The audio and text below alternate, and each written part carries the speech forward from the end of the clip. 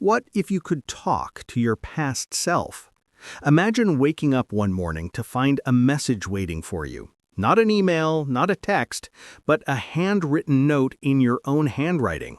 The strange part? It's dated exactly 10 years ago. Hey, it says, if you're reading this, it means the experiment worked. I can finally talk to you. You laugh at first, thinking it's some elaborate prank, but the handwriting, the tone, the tiny imperfections, they're undeniably yours. And then your phone buzzes. Unknown caller. You answer. And the voice on the other end is you.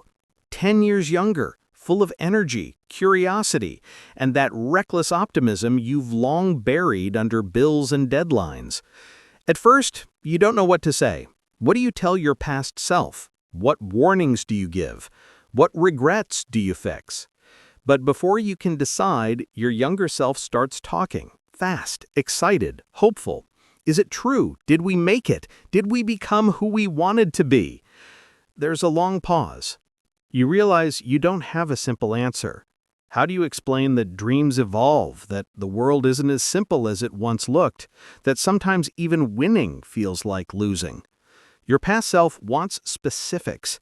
Did we ever publish that book, travel the world, fall in love? You hesitate. You did some of those things, kinda, but not the way your younger self imagined them.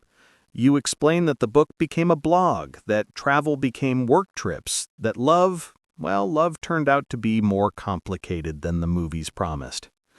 There's silence on the line. You can almost feel your younger self's disappointment, that quiet moment when idealism collides with reality. But then something unexpected happens. Your past self laughs. Wow, they say, you sound tired.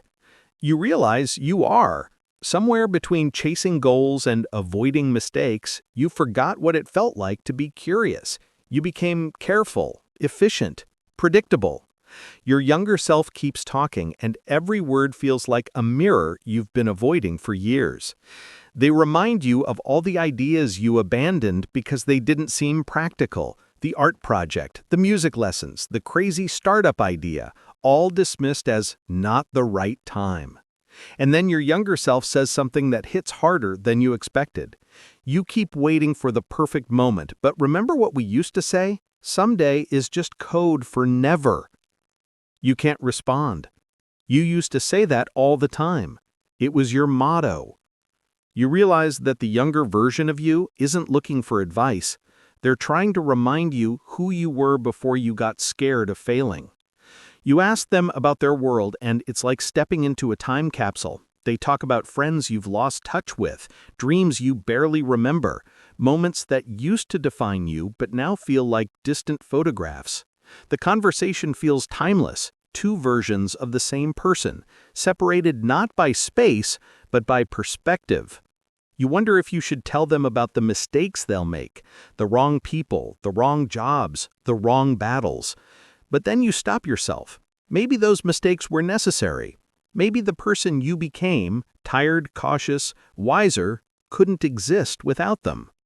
Your younger you asks one final question. If you could change one thing, what would it be? You think hard. At first, the obvious answers come. Wasted time, missed chances, broken relationships. But then you realize the truth. You wouldn't change anything, not really. Because every regret, every wrong turn built the map that got you here. You tell your past self that life isn't about fixing the past, it's about forgiving it. The line starts to fade. Your younger self's voice becomes faint. So, what now? They ask. You smile. Now you say, I stop waiting for someday. The connection cuts and the silence feels heavier than before, but also peaceful. You sit there for a while, thinking about everything you could have done differently, and suddenly the idea of the future doesn't feel so intimidating. Because if you can talk to your past self, maybe, in a way, your future self is already trying to reach you too. Later that night, you find yourself writing another note. It starts with, hey, if you're reading this, it means the experiment worked. You fold it carefully, place it somewhere safe, And for the first time in years, you feel that spark again, that quiet, unstoppable curiosity that once made you believe anything was possible. Because maybe the real magic isn't in changing your past, it's in remembering that the version of you from 10 years ago is still inside, waiting to be heard.